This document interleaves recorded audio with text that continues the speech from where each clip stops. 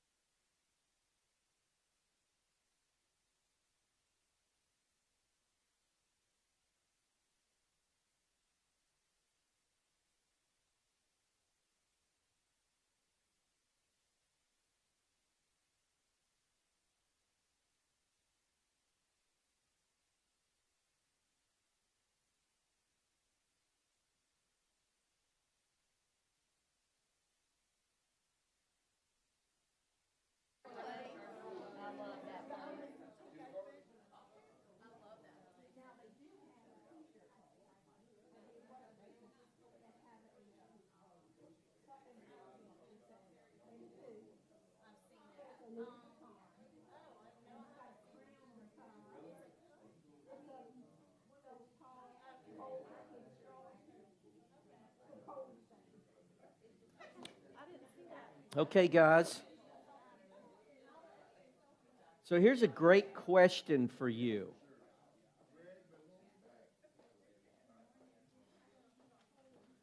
So here's a great question. How many of you came in here smiling, but you're exhausted from faking it?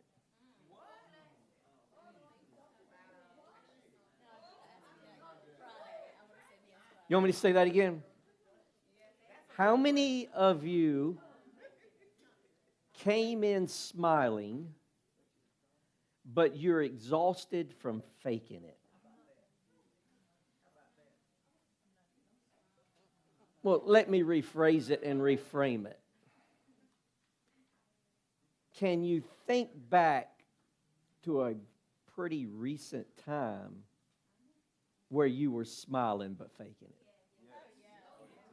So are you saying you don't ever smile to your spouse but fake it? You don't ever smile to your coworkers but fake it? You don't ever smile to your students but really you're faking it?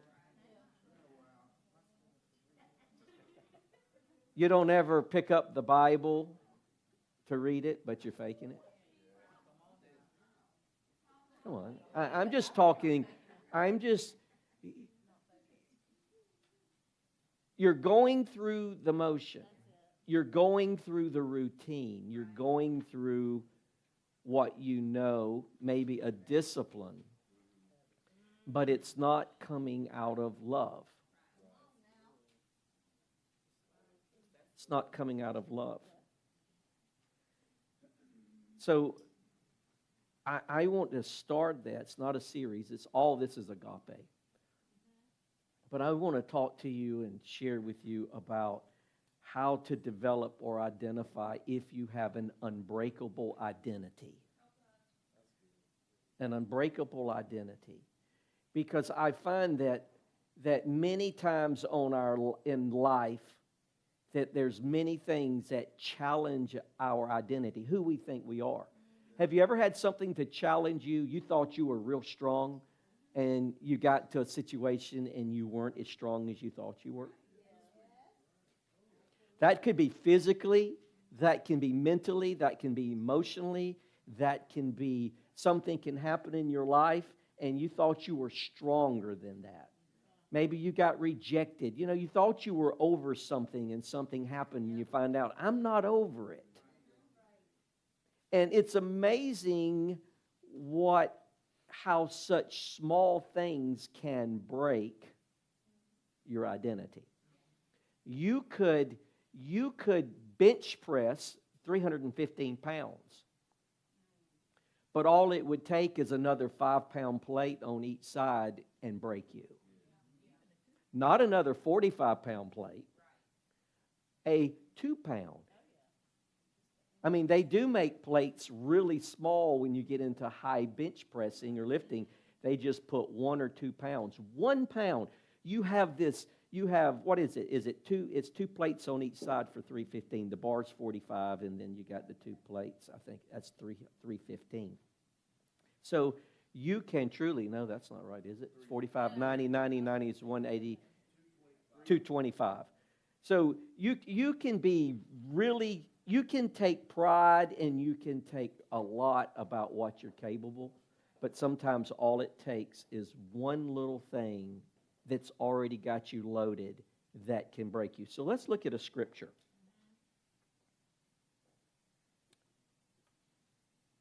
Matthew 3:17. I would say that this scripture could sum up in your entire Bible agape love. And we're going to look at it from a different perspective. This is my son. Now this is the Father. This is Abba talking about Jesus, okay? He just got baptized by John the Baptist in the Jordan River. So y'all with me? This is my son, chosen and marked by my love, the light of my life, who brings me great joy.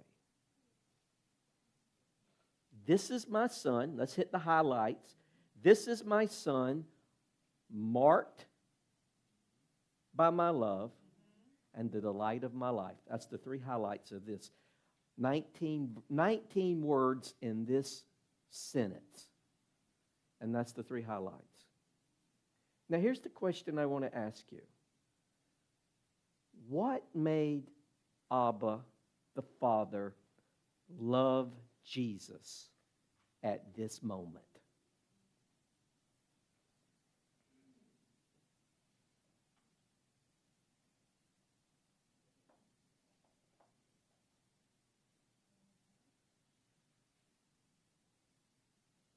This is so key. It's not because he was Jesus, the Son of God. Notice what we're looking at here. And we're going to walk through this slowly. At this point, Jesus was 30 years old.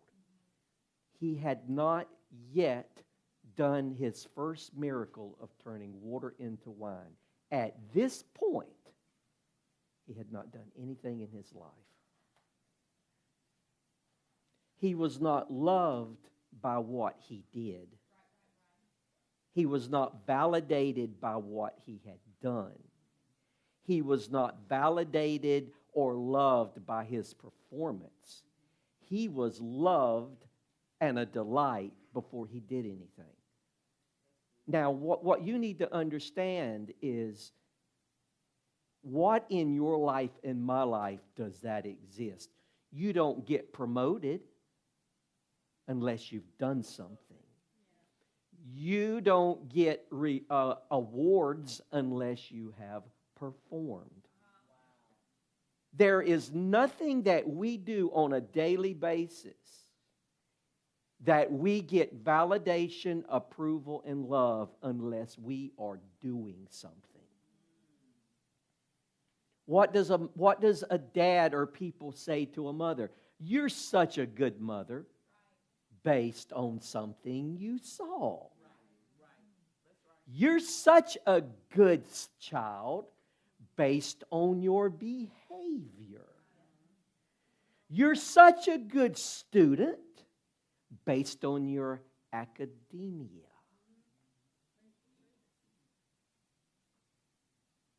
How many of us tell people we love them because we see something, receive something, or we're getting something out of it?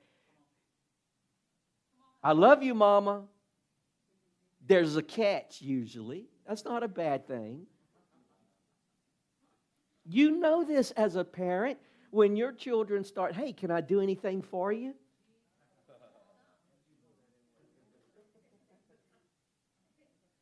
You want me to? And they'll start offering things to do.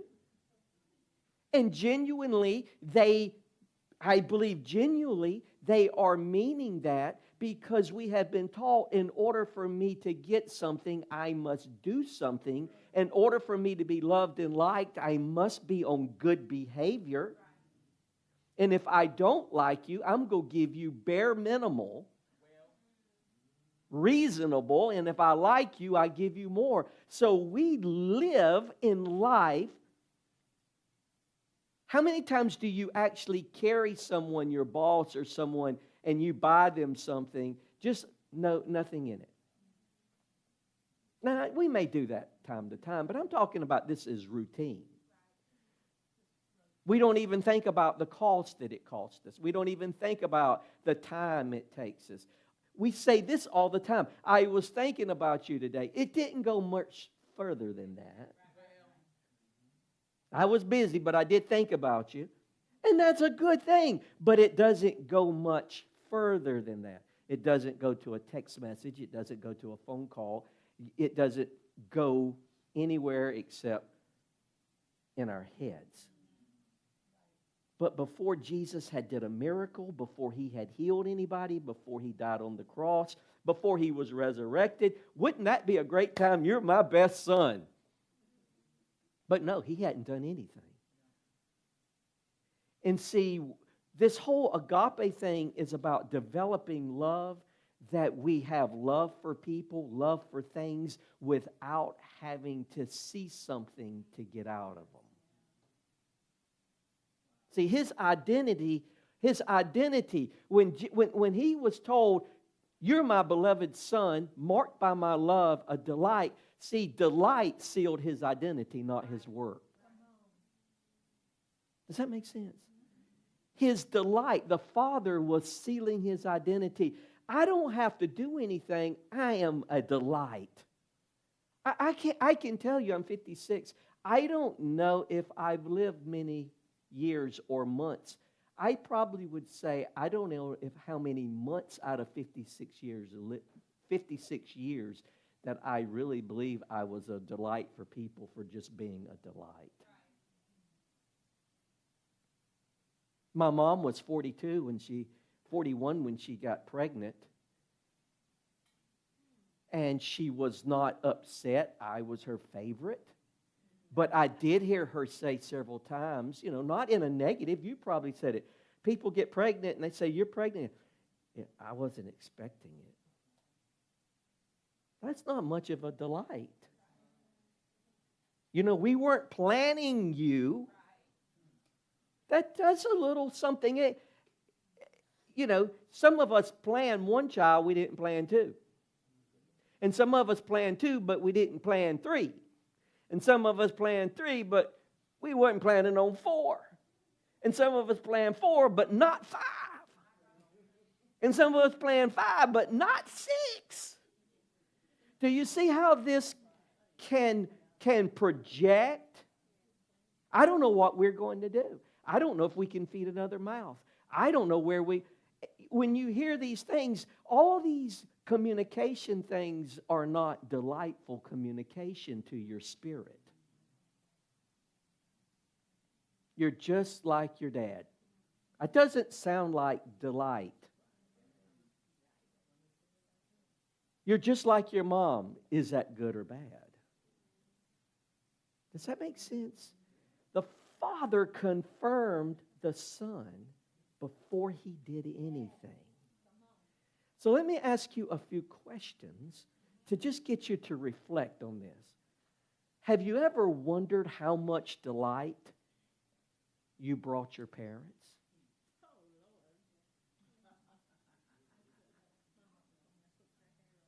Have you ever wondered how much? Here's a scripture that jumps out to me. It says in Hebrews, without faith it is impossible to please God. Now, hang on for a minute. We're not talking about the love. The love is established. He loves us. But can I tell you, your behavior can be unpleasing. Your attitude can be unpleasing. Your dress can be unpleasing. Your grades can be unpleasing. Not that you're performing, but knowing you're not doing your best. Knowing you got your mind on something else. How pleasing or delightful are you to your coworkers? Are your coworkers delighted to be around you? Delighted? Or is it, I can't wait to get out of this job. This job is a dead end. Can't wait to get a new store manager. These hours just, they want more and more. They don't pay me enough for this. How much of a delight are you to your coworkers? How much of a delight are you to the people you go to church with? How much are a delight? How about this one? Can we go a little raw? How much of a delight do you bring to yourself? I would say in this room, and I would say in my life, there was a lot of times if I thought about me, I was not a delight. Because I'm not talking about necessarily my behavior. Because, see, your behavior could look good, but still your interior not be delightful. See, you can see a nice house, but it doesn't mean it's clean on the inside. You can see a nice house, but it doesn't mean the beds are made. You can see a nice house, but it doesn't mean it's in order. So we have this ability to pretend out to everybody else and put our best foot forward. But how much of a delight are you to yourself? Does your character delight you? Does the way you think delight you? Does the inner conversations you have? When you see someone, I'm talking about the real you. Do you like the real you? And I hear people say this. I've said it. It is what it is. You take me as I am. But that doesn't mean it's delightful. And it doesn't mean we like ourselves, because I find that many times our exterior conduct and behavior is really a dislike on the inside.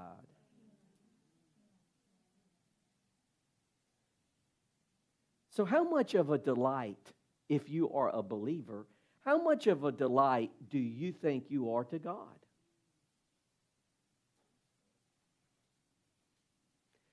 There's another scripture in the Bible. It says, try to find out what pleases God. Have you ever tried to find out what pleases God? Do you know what pleasing? Because you hear people say, well, I don't think you have to do that. It's not whether you think you have to, but does it please? I don't think I should have to make my bed. Yeah, but would it please your mom to make your bed? She gave you life. She washes your clothes. She took care of all your little poo-poo and pee-pee for 3 years. Should it not be a part of us that wants to bring delight to God, to our parents, to our co-workers? We are salt and light. We are to bring influence to the atmosphere. We are to be an encouragement. We are to be an inspiration. We should be a roadmap for people. How about this? I was just thinking about this. Have you ever heard someone say, I just want to be the best spouse? I want to be the best. Do you know, as soon as you say, I want to be the best, you are already in performance. You're always in competition. See, you don't have to try to be your best. The goal is you learn to become the best. And then you don't have to try to achieve it, because you are already working on the interior. And when you do something, you're always putting the best forward, that you have arrived at this point. I'm just trying to, you get frustrated trying to be the best in everything. I'm just trying. You're trying. I got to be the best in this. See, you might want to write this down or think about this and ask yourself this question. Because I believe that many of us believe God tolerates us more than He delights in us. I'm going to say it again.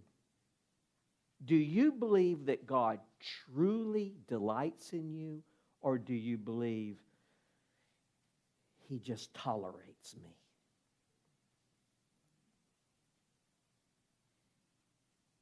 If I don't read the Bible enough, does He still delight in me? I hadn't been to church in a month. Does He still delight in me?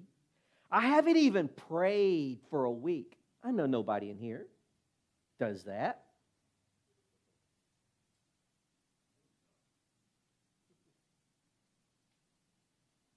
How many times have you told someone you'll pray for them, but you never prayed for them?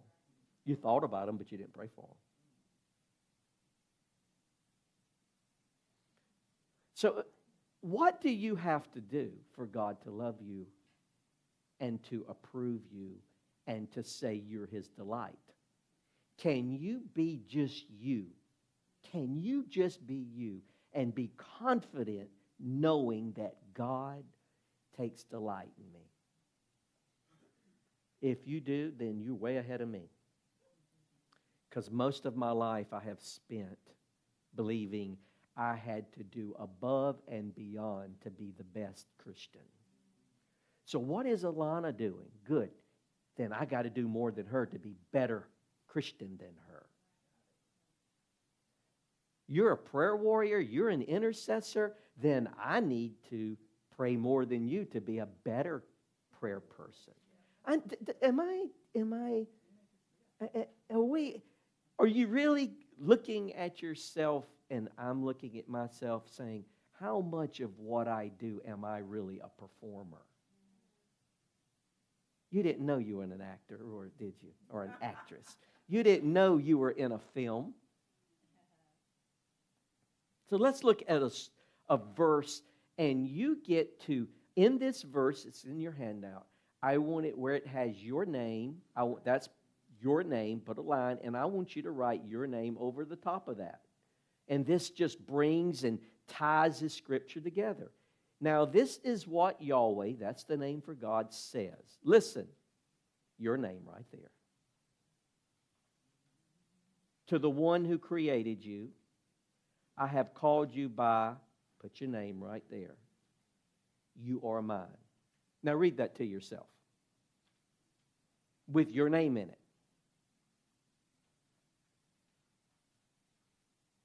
Read it again.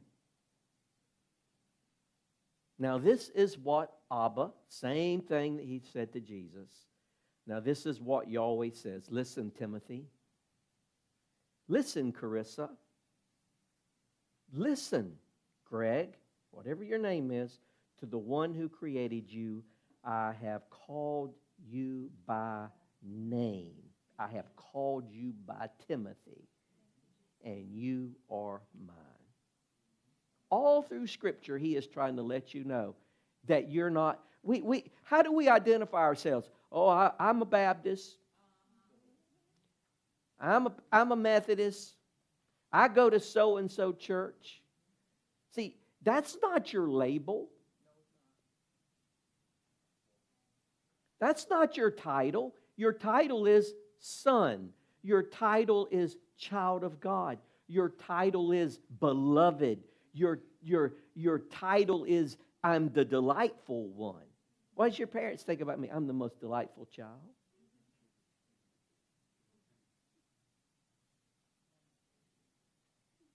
You ready for this? Religion, say religion, trained us to believe God grades our papers and not holds our hearts. See, religion teaches you that God is grading your papers, grading your works, grading your doing, but He doesn't hold our hearts. He's the principal. Do you ever want to go to the principal's office? If it ever comes over the loudspeaker, Brian Green, report to the principal's office. Ooh, what you do? What you do, everybody?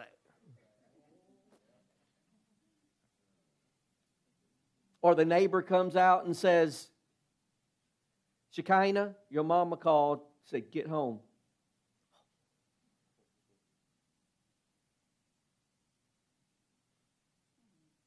Jada, Coach wants to see you ASAP. What'd I do? Did I get cut from the team? Automatically.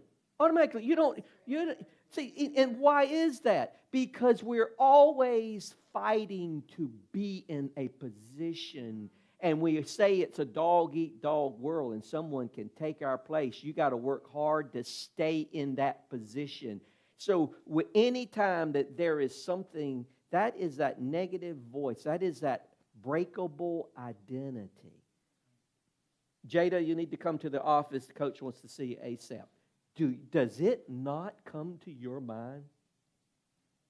What is this about? But when you have unbreakable identity in who you are, then it doesn't matter what is said, what is asked, what is required of you. It never crosses your mind, I'm in trouble.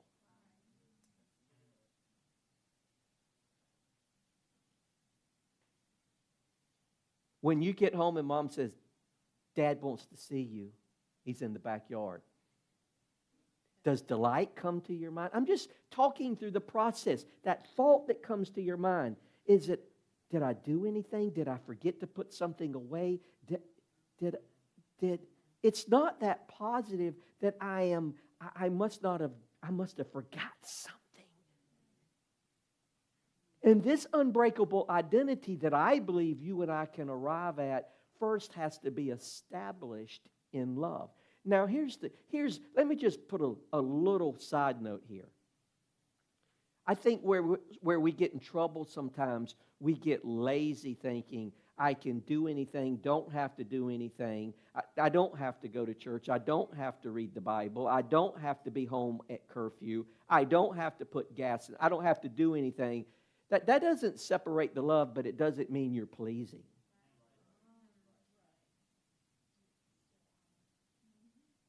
And sometimes we start taking on wrong excuses for why we don't do anything anymore, when really we are to work to please God. So is God grading your papers, your conduct, your behavior, or is He holding your heart? So important. So here's a question, and I'm not going to ask you to raise your hands, but here's a question I want to ask.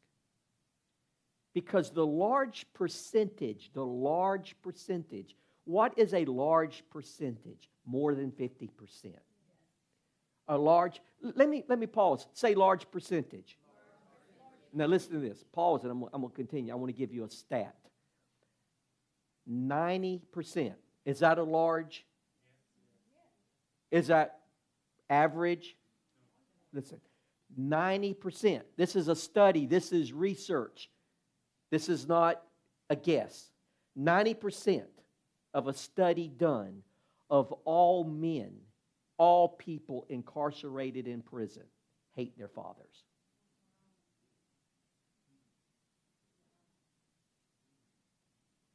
Hate their fathers. Despise their fathers. 90%. I wonder if the 90%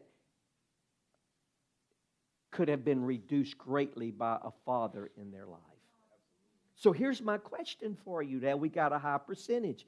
So if you have a high percentage of a father in your life, listen, who was silent. Listen, this is important we catch this. Just because your dad didn't cuss you, slap you, get drunk and abuse you, silence is abuse. My dad never hit me in any anger. He did take his belt off and we played the merry-go-round until I got smart and put a book in my pants. If you never thought about putting a book in your pants, you've never been whipped. That's all I can say. My dad never, ever, ever abused me physically, verbally, but what he did do, he never said, I'm proud of you. He never said, I love you. He never said the things that I needed as a young boy in my life. Listen to me. If you have had an abusive, some of you have experienced abusive. My mother, when she grew up, my granddad, which had passed before I was born, but my grandmother did a lot of the raising of me. But my grandmother and mother, my granddad would get so drunk, and he was an alcoholic. He would get so drunk that they would sleep in the barn for several days while he was on his rampages in the house. You cannot have an alcoholic parent and know the love of God. You cannot have a silent father and know the love of Abba. You cannot have an abusive father and know the love of the Father. You cannot have an absent father and know the love of the Father. You cannot have any reference to what this is like when your dad was not a part of your life, or he was a scary part of your life, or an abusive part of your life. So now we're trying to relate to God, and we can't relate because we have no reference point. So all of our stories are different, but it's the same damage. Well, I turned out okay. I survived. I made it. I didn't do bad for myself, but it still doesn't mean that you are at the best place that you could be if you had a father in your life. And we all love our fathers. Even if they're abusive, we still love them. Even if they silence us, we still love them. There's something about us, we still love it. We will defend them. We will make excuses for it. But you are internally, emotionally damaged. And only God can heal that. Only having a revelation and experience with agape love can that begin to heal that. Does that make sense? How about a performance-driven father?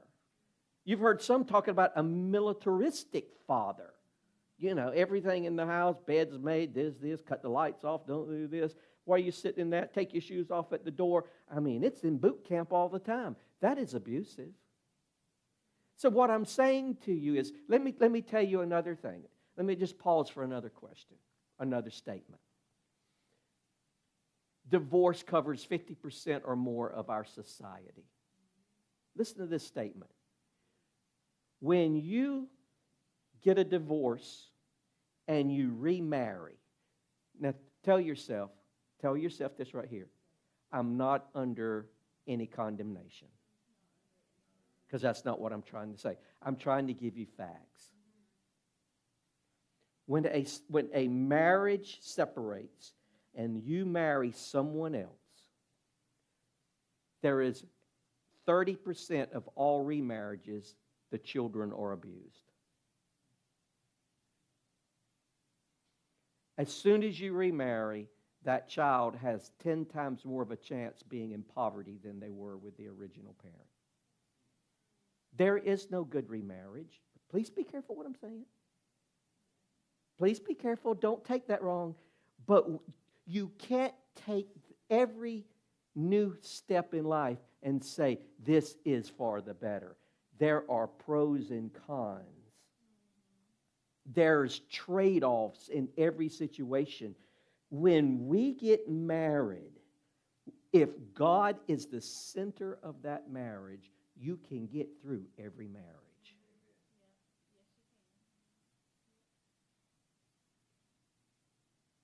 30% abuse more in a remarriage than the original marriage. And we put our children through that all the time. Because what? We need to cuddle. We need our back scratched. We need a good meal on the table. What a risk. What a risk we're willing to pay for comfort. There's nothing wrong. I don't take what I said in the negative.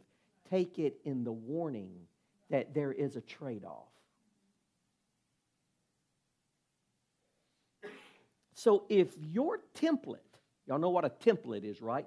If your template for fatherhood was pain or pressure, how could you believe in a father that actually loves you? If you lived in a pressure cooker at home, how can you not live in a pressure cooker with Abba? So I want to help you and me with this next statement. For you who believes in forgiveness intellectually, but emotionally you still feel dirty. See, we believe in love intellectually. We believe in forgiveness intellectually. But there's still something about us because of abortion. There is still something about us because of an adultery affair. There is still something about us because of the divorce. There is something about us because of the promiscuity, because of the addiction, because I didn't provide. We can be intellectually forgiven but still feel dirty. Hello, am I helping you? And see, when we still feel this pain and we still feel these emotions and we still feel the hurt from our past and situations, then we have not yet arrived to an unbreakable identity, because they still fracture our identity. Because we'll say, how are you today? Oh, I'm not on my best moment. I'm battling what are we battling? We're battling things internally. Today you just suck. You ever had those days? You wake up and you just, the memories, or it's a certain day. It's a certain day, this moment, this happened. These remarkable moments in our life. And sometimes it's like when you listen to a song and you get transported back. You run into a smell and it reminds you of somebody. We have these moments where we are transported all over the place in our identity because of things. An unbreakable identity is you're not transportable anymore. You are solid in God. You're anchored in God. See, Abba isn't guessing about you. Tell yourself, He's not guessing about me. He's not confused about my value. He has said, I have been named. I have been named. He's called me, created me. I have been marked by what? His love, and I bring Him joy. That is every day. You have to tell yourself, I have been marked by His love. I bring Him to delight today, not in my devotions, not in my praise and worship, not in listening to K-Love all day. See, unbreakable identity begins when you stop trying to earn delight and start living from it. What are you? Listen, catch this. Are we on the same page here? See, the whole thing about salvation, the whole thing about living for God, is you're not trying to earn it anymore. This is your starting place.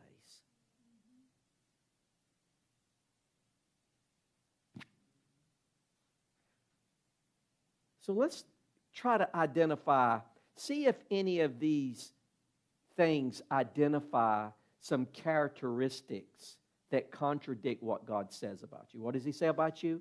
I have named you. I've marked you with my love, and I take delight in you. So does any of these things contradict that identity? Perfectionism. Trying to earn love by always getting it right. Look at me. Say, hey, Pastor Perfectionist. Don't call me PT anymore. Call me PP.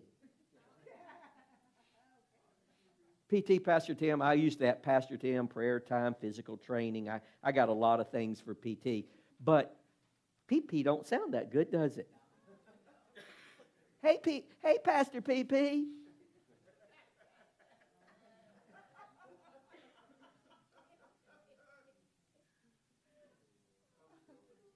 Well, look at yourself and say, well, no, you're not PP, I'm PP. Perfectionist. No. I was the master perfectionist. The master. It was going to be done right, or it was not going to be done, or we would stay there until we got it done. And I don't care what it cost you or how you feel about it. This is the way it's going to be done. Why? Because perfection is performing. It's not even performing so much about others. It's such a devalued identity. You're trying to prove to yourself you're valuable. Performance is really not about anybody. Perfection's not about other people. It's about you. Because what are you doing? Well, I'm getting this right. What are you doing? You're listening, aren't you, babe?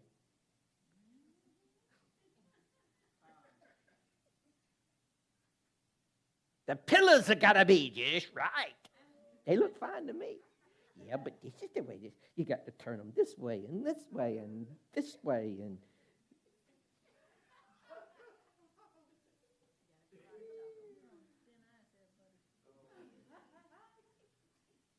we all have perfection. We all have it. We all have it. But perfection it is rooted in an issue of not being secure. It's the way it's supposed to be. And we were both perfectionists. And then when you stop, detailing got me out of perfection. It got me into it, but it got me out. You know why? Because a lot of times we don't see our exit in something as our upgrade.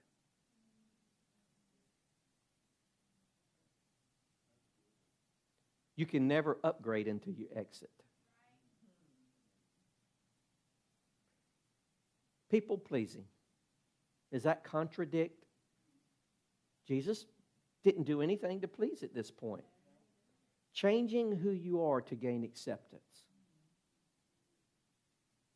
Changing our beliefs. Changing things to gain acceptance. How about self-sabotaging? Punishing yourself always for your mistakes. Punishing yourself for your weight. Punishing yourself for your decisions. Punishing yourself for your failures. Punishing yourself for not doing a good enough job. How about hustle mentality? Believing your worth is tied to your work. You will not miss a day of work. You will not miss a day of work. You know why you won't miss a day of work? Because your identity is tied to your work. Your identity is tied to what they say about you. Your identity is tied to what you have built an identity around your work. So therefore, if you don't be at work, if you're not always at work, then you are messing with your identity, and your identity is not unbreakable. It's breakable based on what they think about you at work.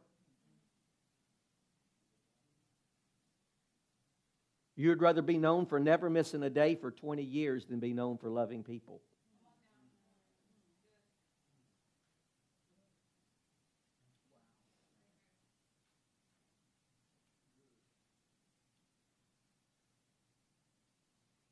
You'd rather be known for never missing church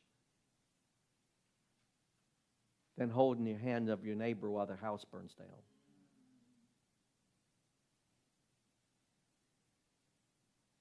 You'd rather have a pin or a certificate so you can hang on the wall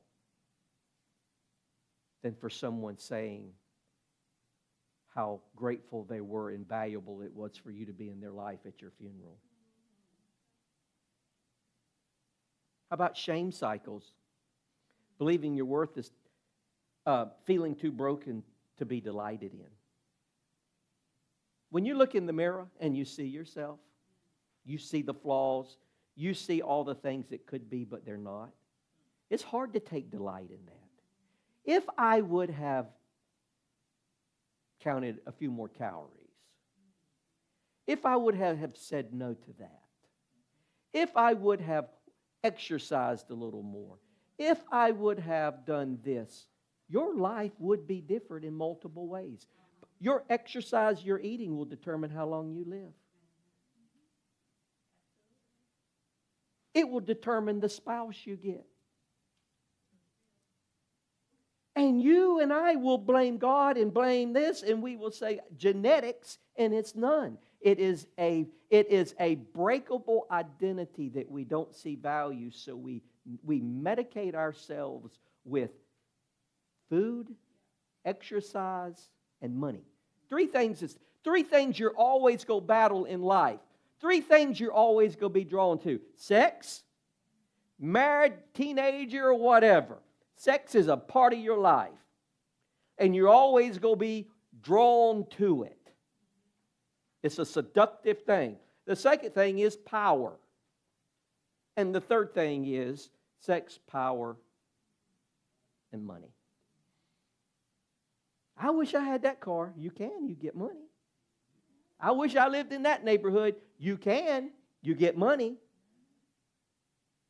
Those three things will determine who you hang around. Those three things determine what you'll be known for. Jesus battled these three things. Adam and Eve fell on these three things. You're never going to get away from these three issues.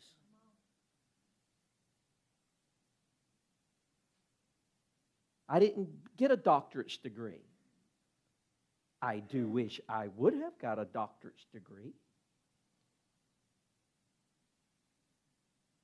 I don't want to be a doctor. I just like education in what I do.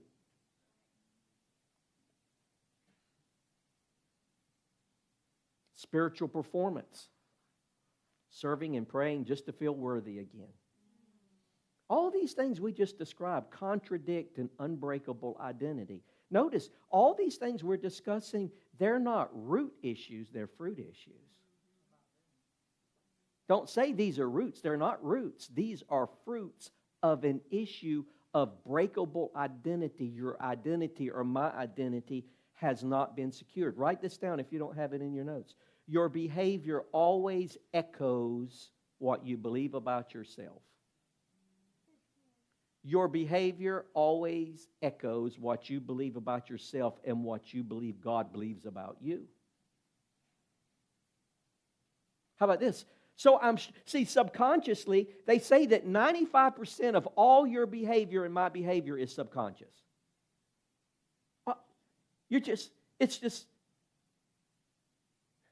when you get angry or when you get upset or you get mad or whatever it is, you don't have someone telling you to do that. It just happens. It's subconscious. 95% of everything you do is subconscious. 95%. That's a high number. So what does that 95% tell you? When I'm struggling,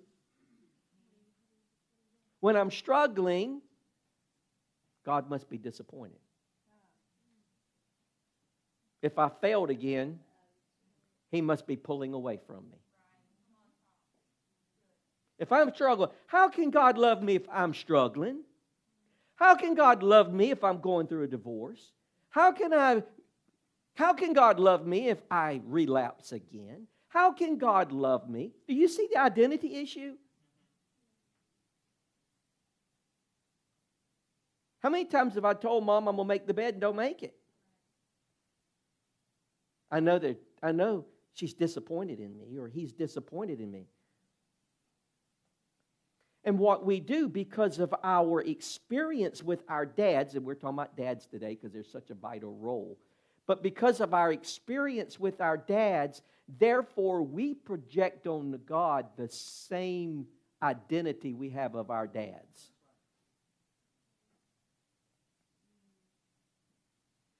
God must be like my dad. God will treat me the way my dad. God, or you've seen someone else's dad. God will treat me the way. So we've got all these pictures of dads in our database. So therefore, when we project on God, we think the same thing. He's disappointed. I'm a failure. And then when we have something that happen in our life, we have these very down lows because we know God's disappointed.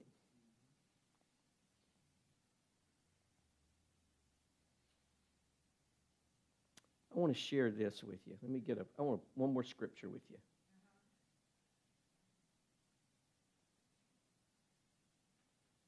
And this is in Galatians. Let me find here where I want to read this to you. Galatians 2:20.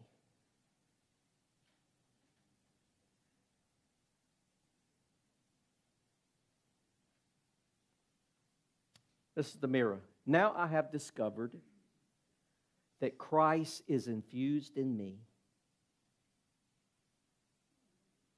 in my life. For the first time, I am free to be me in my skin. Immersed in His faith and our joint sonship, He loves me and believes in me, and Jesus is Abba's gift to me. Let me share with you just for a moment before we close about me, the performer, becoming a son. My whole life I have been a performer. Since childhood I craved affirmation.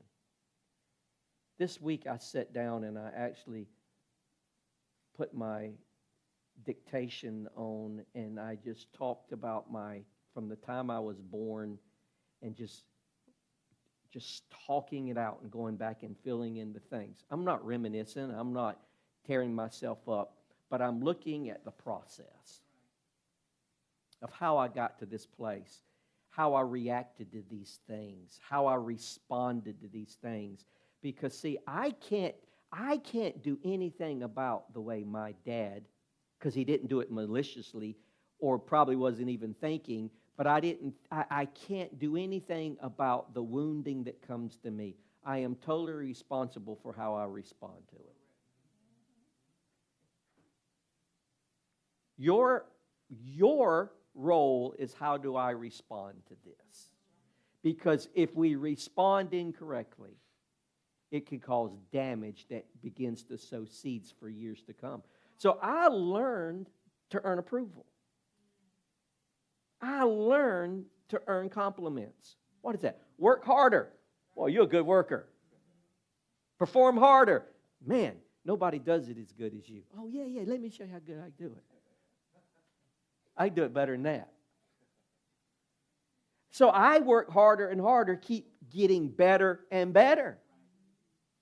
What am I doing? I'm getting better and better at performing. I'm getting better and better at acting. I'm getting better and better at transactional love, that if I do this, and then someone comes along that literally can do it better than me.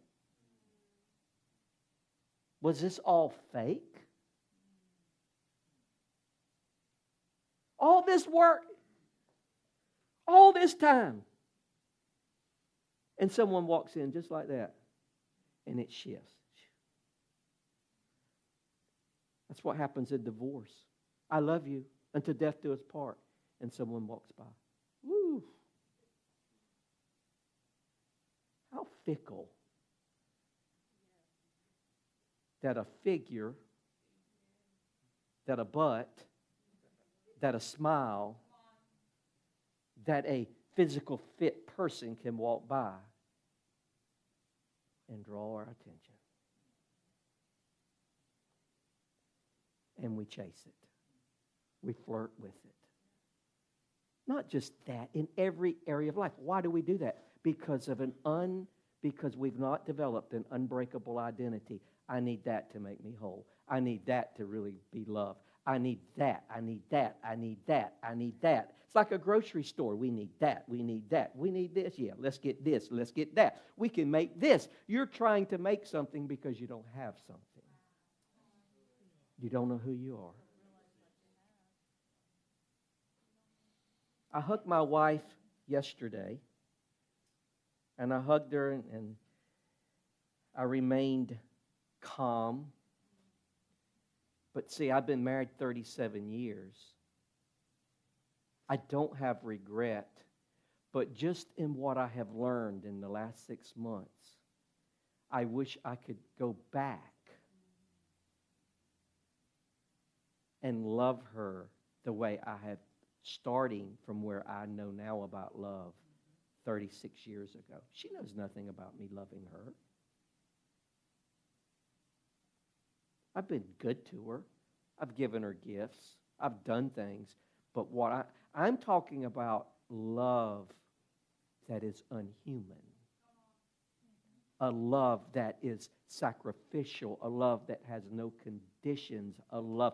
We have boundaries, but a love that is not selfless. How much of our friendships, how much of our church, how much of everything is conditional?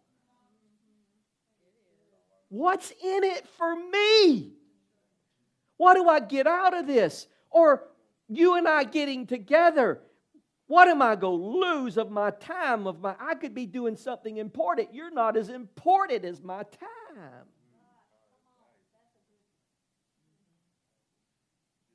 It's not worth 30 minutes to go see our mom and dad because I'm busy.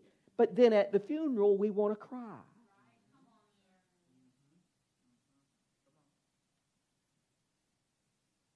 We can't pick up the phone. We can't give a gift. We can't do this. But at the funeral, we feel, I could have did. You hear it all the time. I could have done so much more.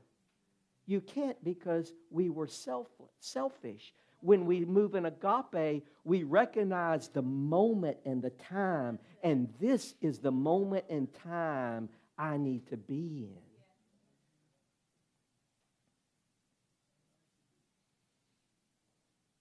So when you live off applause, you have to keep performing to feel worthy.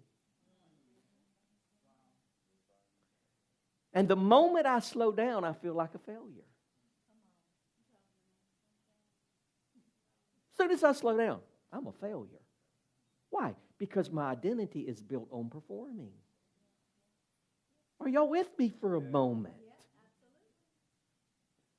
Or worse, I label myself as a failure. It's not about you seeing me as a failure. Now I label myself as a failure because I can't perform at the level I should be performing. So I know you see that I'm not performing, and therefore it's important how you see me because I get your confirmations and your accolades, but then I label myself as a failure. So this leaks into your spiritual walk with God.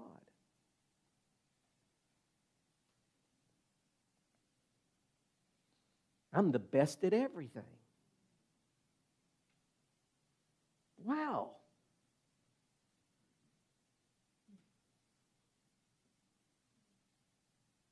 What a letdown if we can't measure up to what we think people want from us. So now I know the truth. I'm not a performer, I'm a son. I am becoming a son. You will wear yourself out. Because I believe in health. I believe in good health. I believe in eating right and all that. But I can't tell you how many people I know, because of their drive to be fit and what people think, that they wore their bodies out. Listen, I'm going to talk to all of you. Just listen to me what I'm saying. You get caught up in performance and you think you have to run a marathon once a month. But I'm going to tell you something. You will pay for that. I'm not against it. You run all you want. I got clients that come in, they're ultra runners. They run 100 miles. Listen to what I'm saying to you.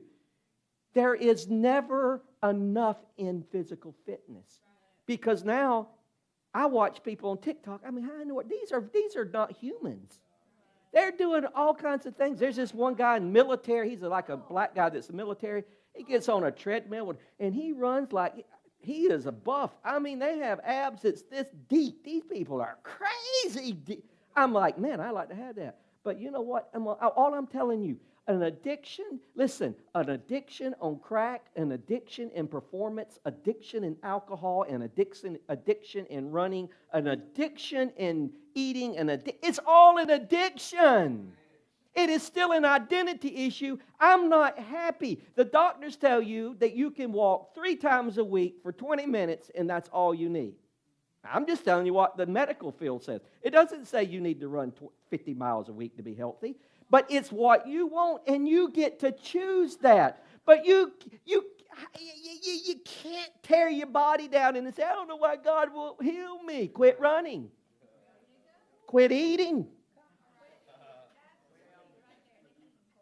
I can't get over diabetes. I can't get over my high blood pressure.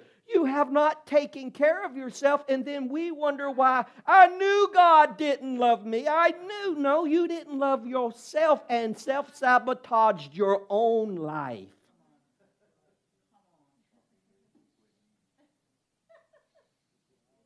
This is not condemnation, but we think because it is a good addiction, it's an okay addiction, but it's still an identity issue. You have to be comfortable in your own skin. And I don't need, and I heard this, and I didn't like it in the beginning, but the more I thought about it and the more I get with God, I understand it. I'm not projecting this on you, but I've heard Andrew Womack. He says, I don't need coffee to get me going.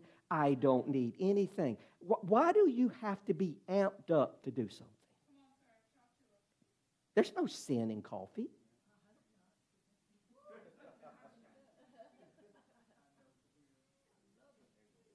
Why do you have to have something to make you feel better? If I do this, this just gives me a little edge. If I do this, this just helps me focus. If I do this, if I need this car to make me look this way. I need these clothes to... I'm telling you, we don't realize until we really find out how much we need the accolades, the approval, the looks, the thumbs up of other people to be happy. I'm not a servant trying to impress. I'm a son who's already sealed. So listen, when identity is unbreakable, rejection doesn't break you. That's a good one, isn't it? When you're rooted in love, failure doesn't label you. It refines you. As beloved sons, we don't react from insecurity. We respond from identity.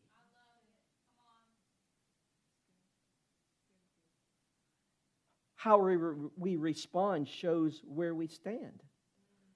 So let me pause here just for a minute and just touch on this, so we got to go. I know. I am free to be me in my own skin. What does that mean? What does that mean? I'm free to be me in my own skin.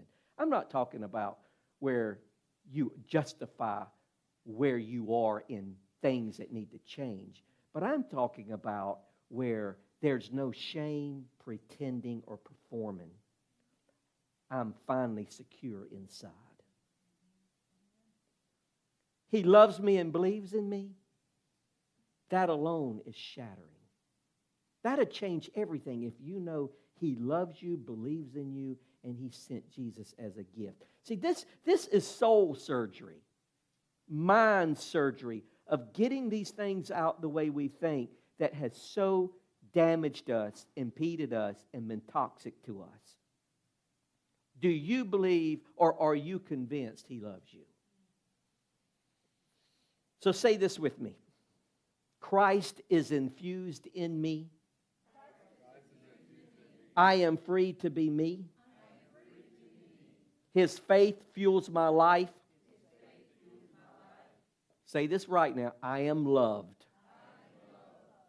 I am believed in. I am gifted with His presence. I am loved. I am delighted in. I am not a servant. I'm a son. I'm not earning. I'm receiving. Stand with me. I want to pray for you.